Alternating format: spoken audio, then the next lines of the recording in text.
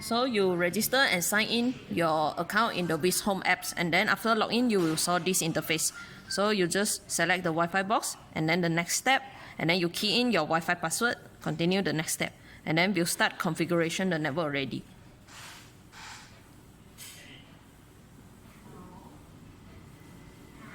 So wait until 连接路由器成功，等待连接云端。